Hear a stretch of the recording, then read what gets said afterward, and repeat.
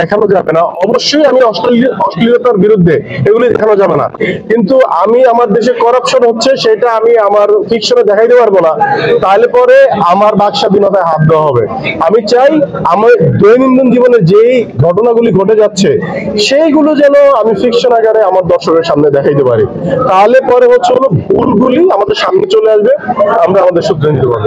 একজন শিল্পীর কোনো দল থাকবে না, একজন একজন খেলোয়াড়ের কোনো দল থাকা উচিত না, কারণ একজন শিল্পী সবার।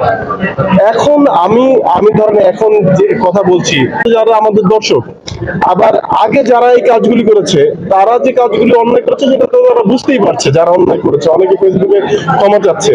অথবা আমি এখন বলি যে যারা নতুন করে কোন স্ট্যাটাস দিবেন, কোন জায়গায় নিজেদেরকে প্রমাণ করতে যাবেন দলীয়, কেউ কোন দলের হয়ে কাজ করেন না। দিন শেষে আপনি বাংলাদেশের, আপনি বাংলাদেশের অ্যাসেট, আপনি কেন একটা নির্দিষ্ট দলের হইতে যাবেন? এটা হচ্ছে আমার রিকোয়েস্ট শিল্পীদের প্রতি। আমি জানি না আমার খুব বেশি বলা হয়ে যাচ্ছে কিনা, লাগতো, এবং আমি একটু বোকার মতোই কাজ করেছিলাম, কারণ আমি ঢাকা থেকে ট্রলার রিজার্ভ করে অনেক খাবার দাবার কিনে নিয়ে গেছিলাম, কিন্তু চ্যানেল ধরে যেতে হয়েছিল মজু চৌধুরীর ঘাট, আমার ট্রলার উল্টে যাওয়ার চান্স ছিল, এবং সেটা ভবিষ্যতে আমরা চেষ্টা করব।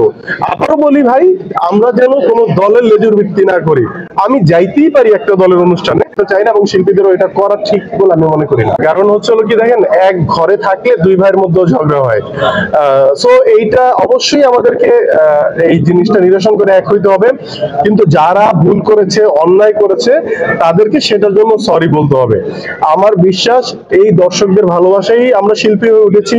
যারা অন্যায় করেছে তারা যদি ঠিকভাবে দর্শকদের কাছে সরি বলে এবং তাদের ভুল স্বীকার করে, হয়তো দর্শকরা তাদের মাফ করবেন। কিন্তু এইটা একটা শিক্ষা, নতুন করে যেন কেউ আবার মনে না করে এখন তো আমার সময়, এখন আমি আমার দেখাবো, এটা যদি করে তার জন্য ভবিষ্যতে ঠিক এরকম একটা পরিস্থিতি অপেক্ষা করে। একটা কথা হচ্ছে যে চোরের মনে পুলিশ পুলিশ।